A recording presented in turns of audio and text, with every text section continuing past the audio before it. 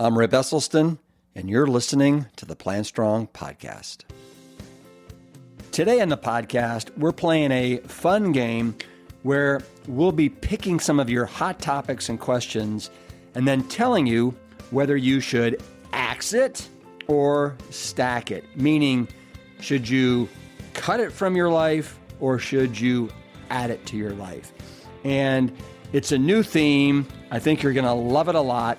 And it's coming up right after these words from PLANTSTRONG.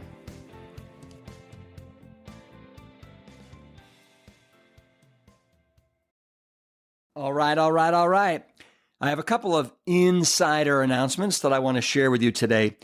First off, we have just announced our 2025 retreats, and we're offering early bird pricing for folks who like to plan ahead. I would encourage you to join us for an unforgettable experience in one of two breathtaking locations. The first, Sedona, Arizona, where you can embrace the vibrant energy of spring in the heart of Red Rock country. And the second, Black Mountain, North Carolina, where you'll find peace and inspiration amidst the autumn beauty of the Blue Ridge Mountains. Whether you're looking to jumpstart your plant-based journey, deepen your knowledge, or recharge with a like-minded community, these retreats offer the perfect blend of education, connection, and adventure. Head on over to liveplantstrong.com so you can reserve your spot and prepare to transform your health, your mindset, and your life one PLANTSTRONG bite and step at a time. My second announcement, from now until the end of the month, you can take your PLANTSTRONG journey to the next level with the PLANTSTRONG Meal Planner. This is our biggest sale of the year. You can take $30 off an annual membership with the code BF30. That's B as in boy, F as in friend, 30. And your membership includes personalized daily recipes that are tailored to your goals, thousands of nutritionist-approved whole food PLANTSTRONG meals, smart and adaptive grocery lists, and saved menus, expert one-on-one coaching, and all kinds of time-saving cooking tips, exclusive discounts on PLANTSTRONG foods, and brand deals with some of our favorite companies, and so much more. Whether you're just getting started or if you're looking to simplify your routine, the meal planner is your all-in-one solution for effortless PLANTSTRONG living. I would encourage you to hurry. This offer is only available for a limited time. Don't miss the chance to join our lowest price of the year. Visit liveplantstrong.com and use the code BF30 and save $30 off the annual plan. When you're building the frame of a new home, you want to stack the good wood that will help you build a strong and sturdy structure. And the wood that you don't need, that has knots and curves and splinters in it, well, it makes sense to many times axe it. Well, in a way, that's what we're doing here every day at PLANTSTRONG. We are here to help you build strong and healthy foundations for your bodies and your minds. Now, the habits that we do every day and the actions that we take for our health, they're either going to build that strong foundation or a weaker one where disease and other issues are inevitable. That's why we're playing around with a new theme here for the podcast, and it's called Axe It or Stack It. As you can imagine, we are inundated with questions around food, supplements, vitamins, anything that you can think of, we get it. And the landscape around wellness is rife with confusion and noise and misinformation. So the goal here is to cut right to the chase to help you make good decisions around your health. Today, I'm going to be addressing 3 topics. The first is going to be olive oil. I think you all know where I stand on olive oil, but we're going to go a little deeper. Oatmeal. There's been a lot of buzz around oatmeal lately, so we'll talk about oatmeal. And then creatine, the super supplement. And what are the benefits, if any, of these items? And should you axe them from your life, or do you want to stack them? But I don't want you to take it just from me. This week, I'm welcoming back David Goldman to the podcast to share the research behind our recommendations. Now, if you listened to the podcast last week, you know that David is the director of research at Metabite, and he's also an exercise and nutrition scientist who was the lead researcher for the Game Changers documentary. David knows his stuff and the science behind it. So let's get a word from David on whether we're going to axe it or stack it. All right, Plant Strong people, I have David Goldman with me today, and we're going to do something that we've never done before. And I'm going to throw a subject out to David, and then he and I are going to have a conversation around it. But basically, what I want him to let me know, because David is a rock star dietitian, nutrition and exercise scientist, I want him to say, hey, should we axe this? Meaning get rid of it from our lives and from our diet, or should we stack it? Meaning, you know what, let's include it in our diet. So we're going to have fun with David today. Expect a little maybe push and pull. We'll see. We'll just see how it goes. So are you ready, David? I'm ready, Rip. Let's go into the ring, baby. Let's go into the cage. Okay. And then just as a little reminder for people, David's been on the podcast twice before.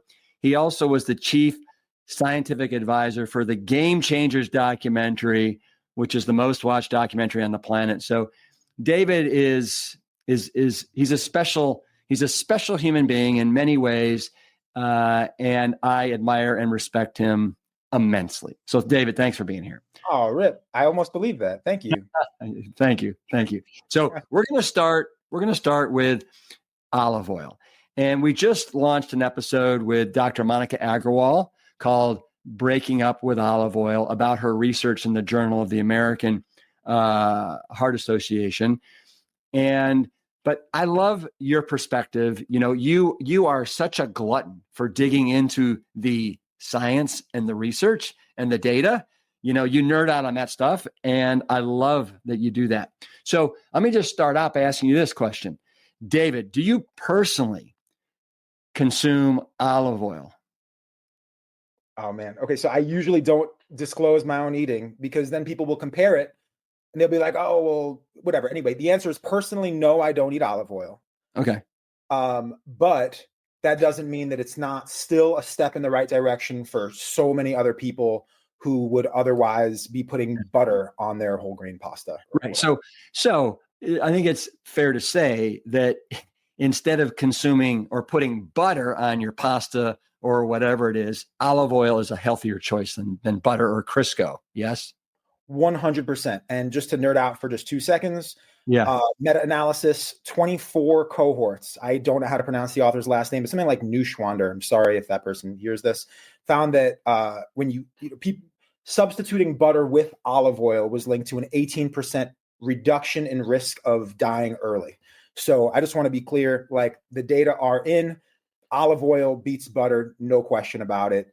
And I still don't eat it because of the things that we're probably going to talk about next. Yeah. And so, you know, in Monica Agrawal's study, she was comparing in both cohorts, they were both eating a whole food plant-based diet. One group was consuming 4.5 added tablespoons of olive oil a day, and the other was less than, my understanding was a teaspoon or less. Is that your understanding? Yeah. Right. So essentially a negligible amount for the second group. And she achieved, I think, what was pretty profound cardiovascular benefits in the group that didn't have or had little to no olive oil. And so my next question to you is, in the context of a whole food plant-based diet, are you a fan of olive oil or no olive oil? Great question. Dr. Agrawal's research is amazing. I love that crossover study. It was like 40 participants and they followed them over, it was like 4 weeks and had them switch. And it was incredible. And like you said, the benefits it was specifically for LDL cholesterol lowering were really profound. Were significantly better in the group that did not consume all that olive oil. So yeah, I mean, given that cardiovascular diseases are so prevalent and so lethal, it absolutely makes sense. Almost all of us could do with additional LDL lowering. Mm-hmm. And so pulling that out would be even more useful than just, a whole food plant-based diet that kind of, like a Mediterranean style where they're a little more liberal with their use of olive oil. It seems like pulling that out and replacing that instead with more whole plant foods would be productive for people. Yeah. Let's say that I'm an individual. I've got insulin resistance. I've got meaning I've got prediabetes. I've had a heart attack. I come to you. I said, David, what can I do so I can abolish my heart disease? I can become insulin sensitive. Should I consume a little bit of olive oil on a daily basis? Should I consume it? I mean, I would say, if you came to me as my patient in this scenario, I would say something like, is it something that gives you tremendous pleasure to the point that it would outweigh the benefits of removing it? Like if you're saying, hey, I just want to live, I want to see my grandkids graduate from college, and there's stuff I want to do. And so for me, the most important thing is that I'm around for this. And so whether I have the olive oil or not, it's not like a big deal, but should I have it just because I heard it's health promoting? I'd be like, absolutely not. If you don't really care, and the life promoting benefits of removing it is more impactful for you, 100% I would pull that out. From just an outcomes standpoint, you're going to do better from a health perspective if that olive oil is replaced with something of higher quality like fruits and vegetables and whole grains and beans in the diet. This particular person that is coming to you is not from Sicily. They have no Mediterranean blood in their system. So it's okay, right? They're not going to be basically dishonoring their heritage, their Mediterranean heritage. So they just want to know, David, I've heard it's beneficial. Is it with my heart disease and my insulin resistance? In the nature of our podcast, I'd say axe it. In that situation, absolutely axe it. Your lack of Sicilian grandparents won't be rolling over in their grave by your decline. Okay, love it. But so, I think the audience knows how I feel about olive oil. But I'm stunned and amazed. Like what? And you and I had this conversation, but I want to talk about it on the record. What is it that, in your opinion, people find health promoting about olive oil? I mean, what do I think people think? I mean, because I did a Google search and there's and it's like, oh my God, it's the polyphenols and it's the antioxidants. But when you dig down, you realize it's all smoke and mirrors. Yes. I agree with you. I think it really comes down more to what it doesn't have than what it does have. Like you said, people talk about the polyphenols. You hear people talk about the vitamin E, but then you actually look at it and you're like, how much vitamin E is actually in that? And really not much. Yeah. So I think the benefit really, in this case, does come down to, well, it doesn't have as much saturated fat as ghee or butter does, or cheese or whatever else. And so that's where the upside comes in. But yeah, no, it's not like delivering anything of real value to the diet.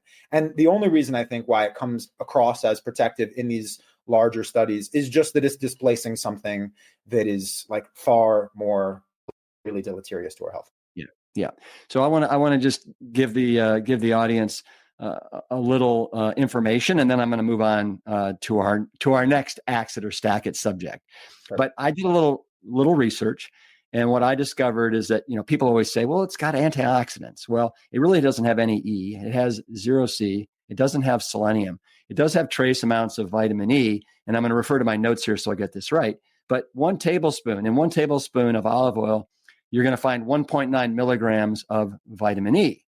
You could actually get twice that amount with 1 cup of spinach at 7 calories instead of 120 calories. You could get 4.2 milligrams with 1 small avocado that's 50 calories. You could get with 1 cooked cup of broccoli, you could get 2.3 milligrams that would deliver 31 calories. And then with 1 small red bell pepper, you'd get 2.1 milligrams, that's 25 calories. So just to let people know, in relation to vitamin E, it's everywhere in a whole food plant-based diet. So it's not like olive oil is this hidden treasure of vitamin E and antioxidants. I'm with All you. right. Can I add one thing to that real quick? Please. It's funny to me, again, the antioxidant content, people will acclaim olive oil, and then they'll bash these like sources of omega-6 fatty acids like corn oil. There's a paper that we referenced in the Game Changers. Researchers looked at the antioxidant content of 3,100 different foods, and I just pulled it up while you were talking just because I was curious. And the antioxidant content of olive oil is like less than, sometimes even half of corn oil. Let's just call it the same. But the antioxidant content of olive oil is really like, we'll call it comparable-ish to corn oil. And it's like, what are we really, we're either going to lift them both up or we're going to bring them both down. But olive oil probably shouldn't get and actually some research shows that those other types of oils, these omega-6 rich oils, might even be, even better. I'm not recommending that anyone have them. We can say less worse. It's just a question of framing. But I do just want to say we should probably, if we're looking at antioxidant content, it's not like it's like you said, it doesn't stand out head and shoulders above the other oils. It's getting some claim that it probably doesn't deserve. Okay. We're gonna move on with olive oil, but I think that in the context that we were talking about, whole food plant-based, heart disease, diabetes, if you want to be the healthiest version of you, probably axe it. Okay. Yeah. Next, oatmeal. So David, I want you to know that I think that in another life, I was a horse. I love oatmeal that much. And I find it to be extremely loaded with all kinds of goodness, whether it's the fiber, the protein, the fat, the complex carbohydrates. I have so many people now that approach me saying, I'm ditching the oatmeal because I've heard that it spikes my blood sugar levels and it is like something I need to stay away from. So I'd love for us to next tackle oatmeal. What are your thoughts on oatmeal? I would like to, there are so many different things I'd like to say about you being a horse in another life. You are. I won't go down that road. Yeah, but I won't do that, but just know that I want to. Okay, so oatmeal. Okay, so first, we'll zoom out for 1 second. We'll zoom right into oatmeal, but I want to zoom out to whole grains for just 1 second, right? Because people have this thought that whole grains are going to increase like blood sugar, and then they're going to become diabetic, and it's going to be horrible, and so instead they're going to have like chicken or eggs or whatever. And I just want to be clear. So I referenced before a meta-analysis of 24 different cohorts, and in the same research, they found that replacing poultry, like chicken, turkey, whatever, with whole grains decreased risk of type 2 diabetes by 13%. Replacing eggs with whole grains decreased type 2 diabetes. Replacing eggs with whole grains decreased risk of type 2 diabetes by 21%. So I just want to be clear. Replacing whole grains for eggs. Yeah. So kicking the eggs out, adding the whole grains in. Yeah, I'm sorry. I guess I misspoke. But I just wanted to say, even though there's like way more carbohydrate in these whole grains, it still decreased the risk of diabetes. And this is where I think people think a little bit too linearly, where it's like, oh, carbs that I eat means carbs in my blood, means insulin like havoc, and everything goes awry. And I just want to be clear, like it just does not work that way. And pasta primavera beats a chicken Italian dish for your grandma we talked about before, I guess. And then same thing with breakfast, like to have oatmeal instead of eggs.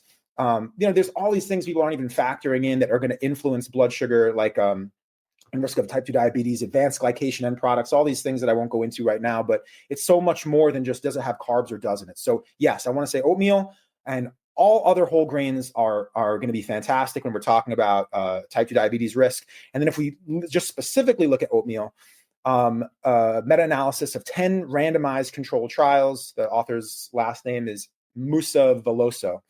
And they basically compared the effects of different types of, so they basically brought a whole bunch of different studies together where the control was either it was like white bread or cream of rice.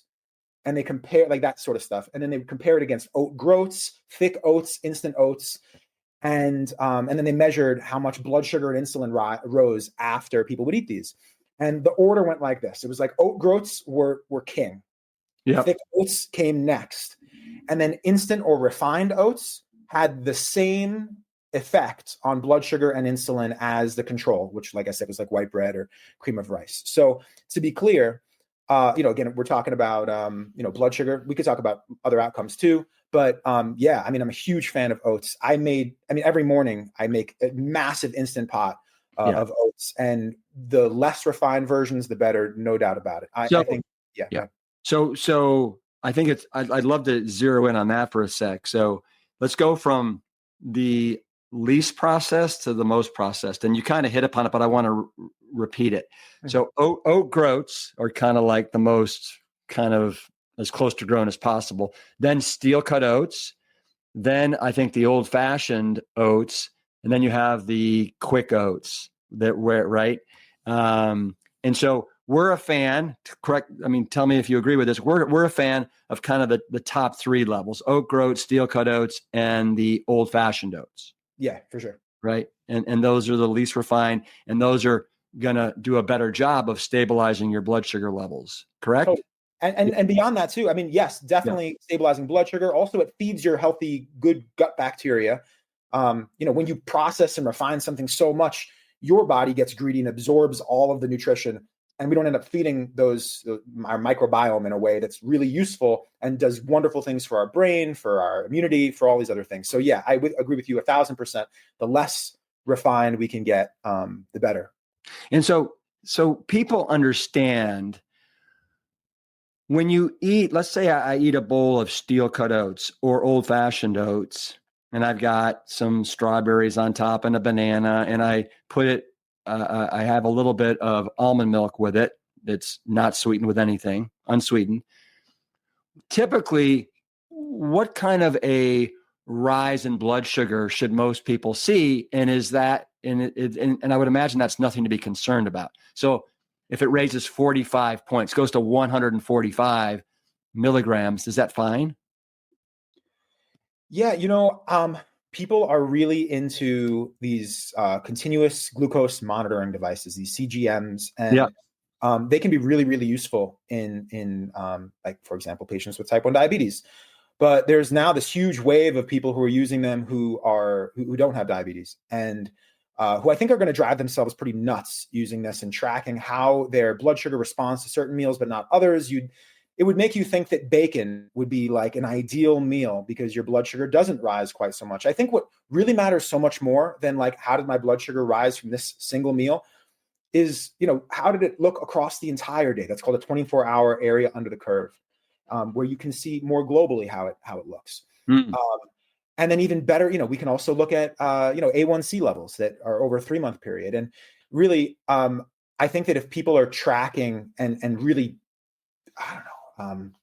concerning themselves about how a whole food plant-based meal increases their blood sugar, I think that they're aiming at the wrong target. I think they're just going to drive themselves nuts. And instead, I would just eat this delicious food that is not problematically increasing their blood sugar. The only people who would want to consider maybe, like, I don't know if regular oats work for me, are people who have celiac disease, but they can even get gluten-free oats. So it's like, you just have to look a little bit more carefully and then you can get it. But I don't think that there's any large group of people who needs to avoid them. The blood sugar response, it's just like, all right. So according to David Goldman, there's no swaths of people that should remove old-fashioned, steel, or oat groats from their diets. And so is this a official stack it stamp of approval? Yeah, you crack me up. Yes, this is an official stack it. All right. Fantastic. All right. Anything else you want to say about oatmeal, or should we move on to creatine? I just want to say, you mentioned that breakfast that you talked about with the banana and the strawberry and all that. Yep. And there's just research came out, relatively recently, looking at bananas. I don't know, have you talked about this on the podcast about bananas potentially blocking absorption of polyphenols? And did you guys talk about this at all or no? No, this is a new subject that you are taking us in. Oh, I'm sorry. I'll stop. But I just want to say, have your banana, but ideally don't have it with your berries or with like cacao or whatever, because these really antioxidant rich foods, because the bananas could block some of that absorption. So I Well, just want to say that breakfast you said sounds awesome. Maybe just replace the banana with mango or something. and so this is very troubling to me. So I like the banana strawberry combo. And so what is it in the banana that blocks did you say the polyphenol content that's in the berries? Just blocks you from absorbing it. And I'm sorry, Rip. And you know what? You should still have it then. What is it? What is it in the banana? So it's the same enzyme that causes the banana to brown. The banana uses that as a defense against like little bugs that might try to bite it and eat it. And so it uses that, and it turns some of these antioxidants into these antimicrobial chemicals that help keep it safe. But at the same time, that also sort of decreases our body's ability to absorb all of those awesome, healthy plant chemicals. But let me ask you this. Yeah. If I'm eating a whole food, plant-based diet throughout the day, and I'm getting massive amounts of servings of all these things, in the grand scheme of things, in totality, do I really care if I'm getting 20 instead of 50 percent absorption of these things? So it would be a larger difference than that, but okay. I understand what you're saying. I would say it's only important to the degree to which you consider berries a uniquely health promoting food, which I would say berries are particularly potent. And so if you just had the banana with the oatmeal and I don't know, some raisins or something, that would be one thing. But I look at berries as like, oh, these are awesome. I need to make sure that I absorb all of their goodness. You could still have the strawberries with the banana then, and then just also have a handful of berries later. I'd be totally cool with that, especially because in this situation, it's like the Italian grandma comes back. In this case, you love the banana. I want you to have the banana with the oatmeal, Rip. It's important for me because it's important for you. And maybe just also have a handful of berries later in the day if you can, because I want you to absorb them because I want you to live forever. Listen, if you had any idea how many organic, wild, frozen blueberries I have during the day, it is phenomenal. So before we move on to creatine, I got to ask you this. So with my bowl of steel cut oats in the morning, the sliced strawberries with a over-ripened, almost green sliced banana, axe it or stack it? In a vacuum? Keep it, Rick. Let's keep it. You love it so much. Stack it. Well, but I'm wondering if the banana, because I love my bananas like almost green as opposed to browned. If you have it greener, are those substances still in there that are going to block the absorption? They're still in there. Anytime, if you were to cut it open and let it aerate, you'd see it turn brown. Anything that is going to turn brown like that is going to have, I mean, you're going to have more of that in apples, let's say, than you will in, in berries. You're going to have, but bananas just have this freakishly high quantity of it. The other foods that have that, like potatoes and mushrooms, we cook those foods, so it denatures this enzyme and it's not a problem.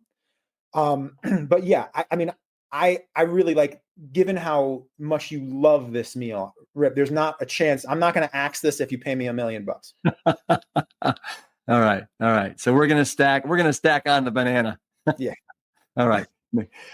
So we're going to creatine right now. And you know what? I've just made a decision on the fly. This is going to be our last axe it or stack it subject of the day. It's because I was too close, wasn't it, Rip? No, we're doing great. But this way I get to have you back on the podcast again for another 3 subjects. Okay. So creatine, axe it or stack it. And I want you to know, let me just set up the backstory. When I was in the fire academy back in 1997, all of a sudden, half the guys that were in the class, and we had a class of 39 cadets, half the guys started using creatine. And for the first, and this was a 6-month long academy.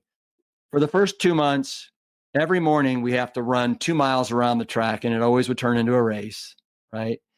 And then these guys started using creatine, and they all gained about 10 pounds. They were talking about, how great and strong they felt.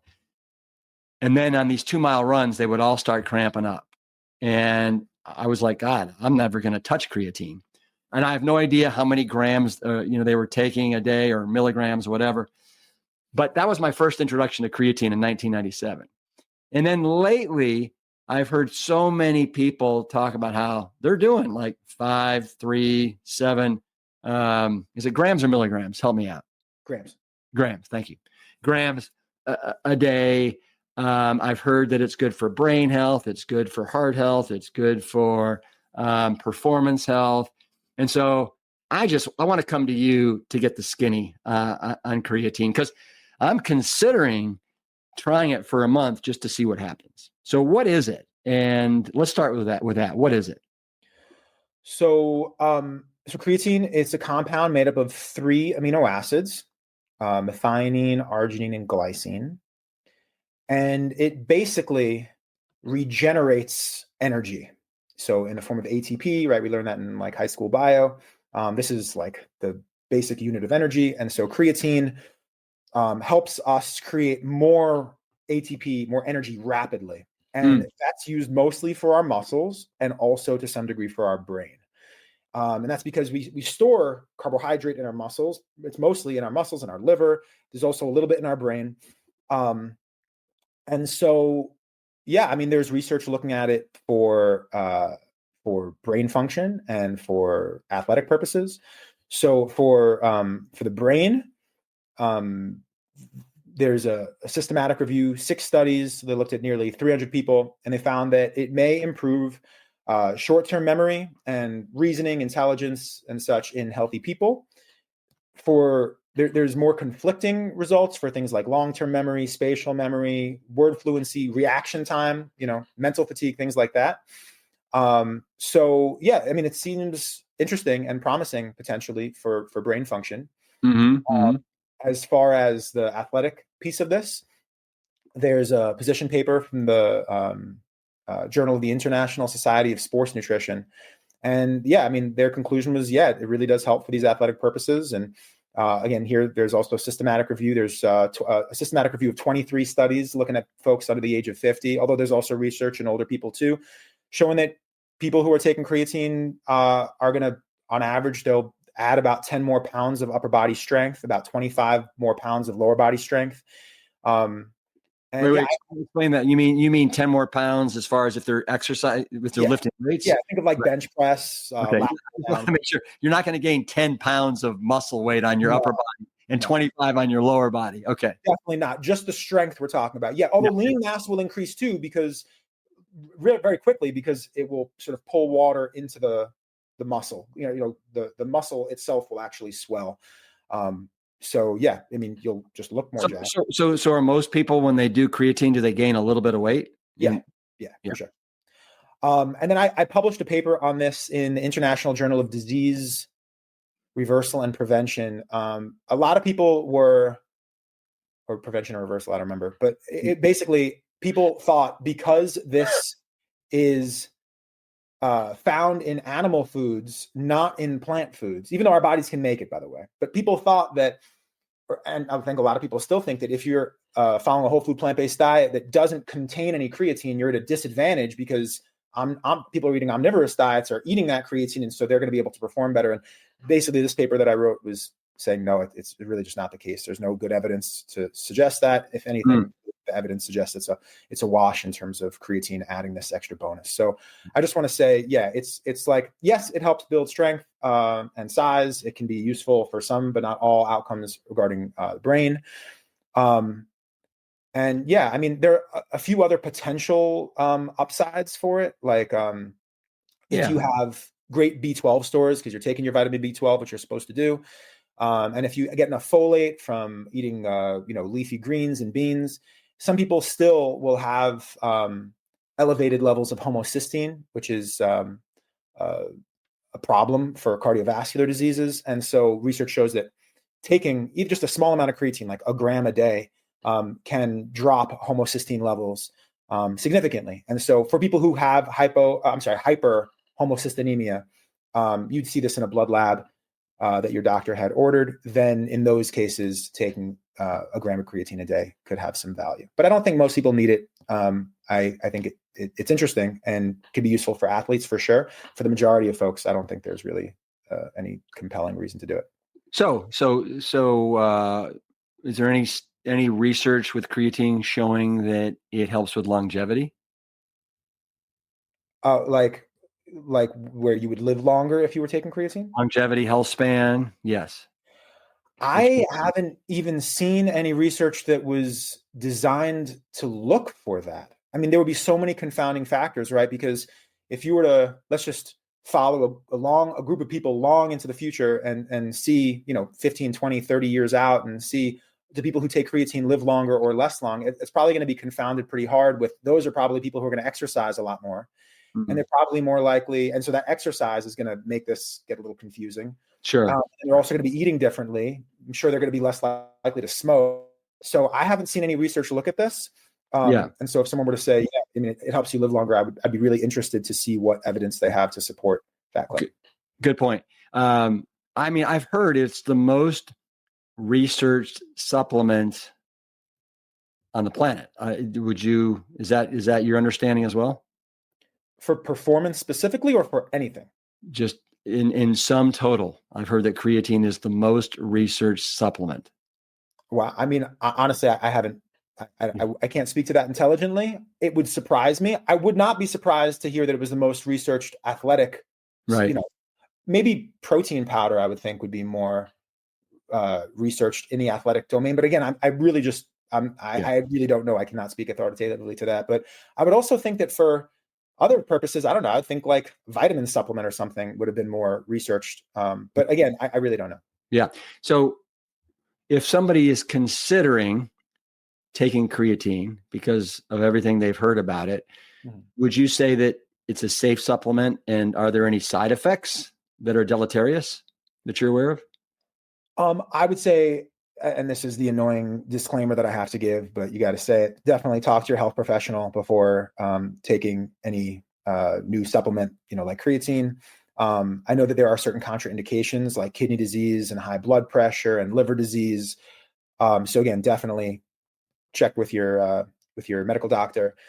But yeah, I mean, a lot of the research about the cramping, for example, that you shared before, there are some case reports. But again, that position paper that I mentioned from the Journal of the International Society of Sports Nutrition, they go through the safety profile pretty well. And it seems like there's no systematically performed research that found these really detrimental effects. Since you are going to gain weight with it, you're obviously, I'm not surprised that those people who took creatine in your fellow firemen, firefighters. Yeah.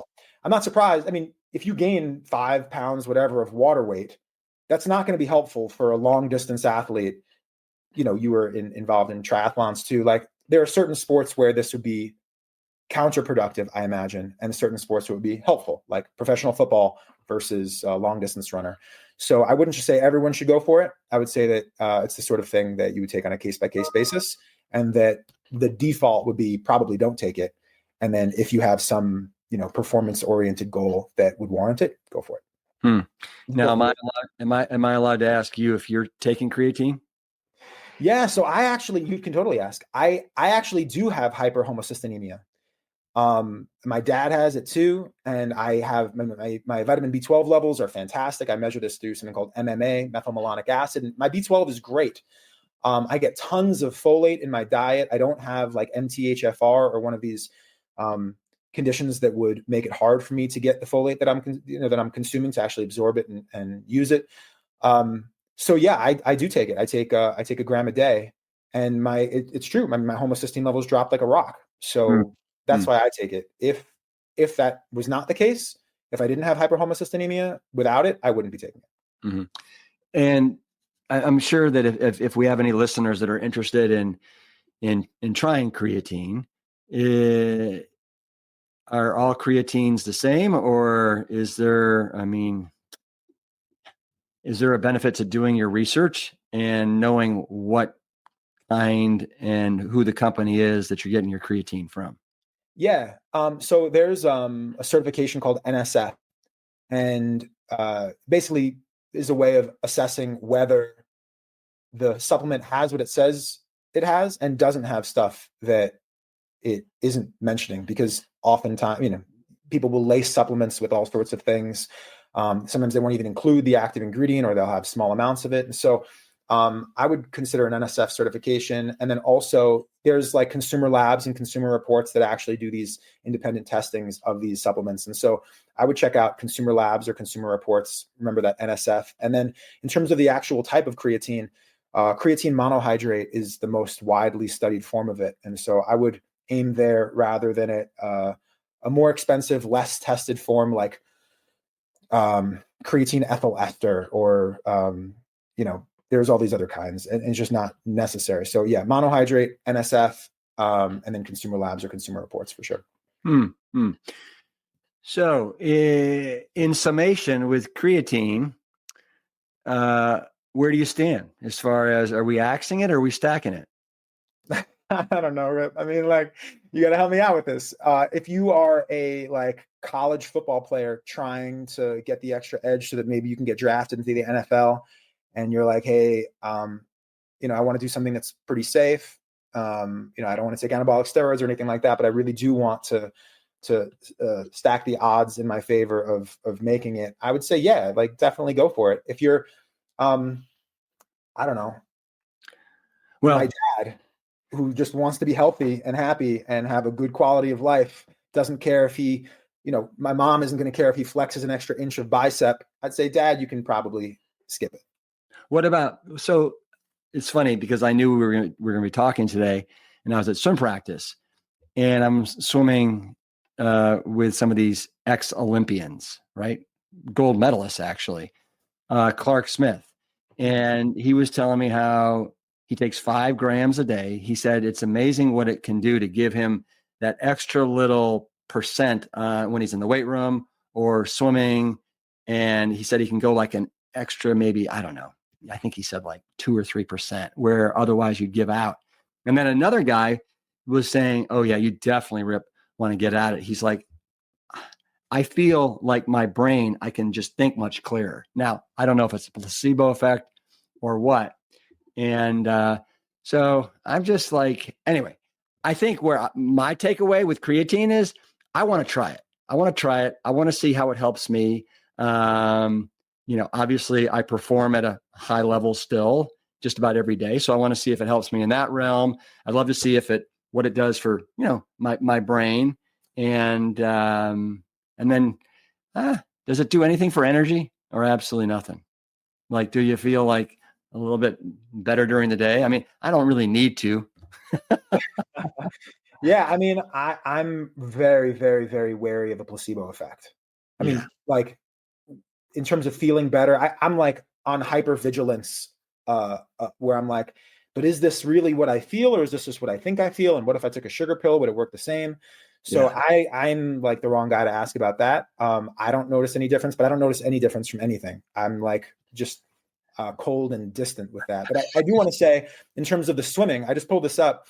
It seems like almost 20% of swimmers in the NCAA in 2014 reported taking creatine, and that the events that might benefit from creatine supplementation include 50-meter swim sprints, 100 and 200-meter swim events. And there's some research looking at this. So again, I'm just pulling this right from that position paper that I mentioned. Yeah. But yeah, I mean, Rip, might as well go for it and give it a shot and see what you think. And if you don't like it, you can come off. I don't think loading it is the way to go. I think a lot of people will do that. You take like 20 grams a day for a week. You can do that if you're in some rush to make sure that you get a fast result for some reason that you just didn't plan ahead for. I think you'd be doing great just taking something like, let's just say 4 or 5 grams per day, just moving forward. And then if you're like, hey, I'm just not liking this, you can come off it, and then it'll just take some time. You'll use up what you have, and then you'll go back to where you are. And is there a break-in period? Like, do you know how many days or weeks it takes before it actually you can like performance-wise, feel a result from it? Yeah, it'll be much faster if you load it, but like I'm saying, I wouldn't do the loading approach. Yeah, I mean, I don't remember off the top of my head. There is an actual answer to this, and I just don't know off the top of my head exactly how long it takes for enough creatine to be loaded into the muscle for you to see a significant gain in your exercise pursuits. But yeah, I guess you'll let us know in the next podcast. All right, so let's wrap up and let's talk about where we've been today. So we started with olive oil. It was a fun conversation. I think where we landed with there is axe it, don't stack it, right? Especially in the context of a whole food plant-based diet. And if you're not Sicilian, and your grandmother's not going to roll over in her grave when she finds out that you're not doing olive oil.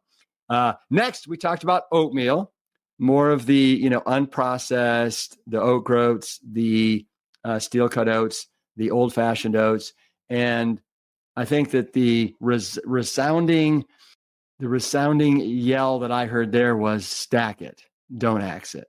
Okay, right? Sounds good. Yep. And then creatine, I feel like it was kind of a mixed message there. And it wasn't really definitively one way or the other. I think that what I heard was it's kind of more of an individual basis, depending upon who you are, what you're trying to achieve. And so this is kind of a axe it or stack it. It's up to you. Maybe try it. Sounds good. I like it. I like the takeaways. Yeah. Great. David, I loved our axe it or stack it episode. Can I invite you now to come back again in about a month or so, and we can do another 3 subjects? Sounds good. I'm game. Can we talk about the horse thing again, and maybe make some more horse quizzes? And yeah. Wilbur. Did you ever watch that show with Wilbur the talking horse? Yeah, for sure. This is Mr. Ed. Was this Mr. Ed? Yeah, I learned that they put peanut butter on his gums to have him make that. Like, I don't know if it's true or not. No, it was oatmeal. It was oatmeal. Yeah, oatmeal with a little bit of peanut butter on it, but no olive oil. No, and a little smidgen of creatine as well. Just for good measure. I like it. It. Thanks so much for having me on. Yeah. All right, David. Man, all the best. Will you give me a little Plant Strong fist bump and love on the way out? For sure. Boom. Plant Strong, my brother. Thanks, pal. Thanks. Okay. I thought that was a ton of fun. Thank you, David, for cutting through the noise and helping us make common sense recommendations. If you enjoyed this fun format, let us know. It is our goal to bring it back every few months and address more of your questions. What exactly would you like to know? Please let us know or leave us a voicemail with your axe it or stack it suggestions. That link is in today's show notes. Thank you, all of you, for listening. And until next week, always keep it Plant Strong. The Plant Strong podcast team includes Carrie Barrett, Lori Kordowich, and Amy Mackey. If you like what you hear, do us a favor and share the show with your friends and loved ones. You can always leave a 5-star rating and review on Apple Podcasts or Spotify. And while you're there, make sure to hit that follow button so that you never miss an episode. As always, this and every episode is dedicated to my parents, Dr. Caldwell B. Esselstyn Jr. and Anne Cryle Esselstyn. Thanks so much for listening.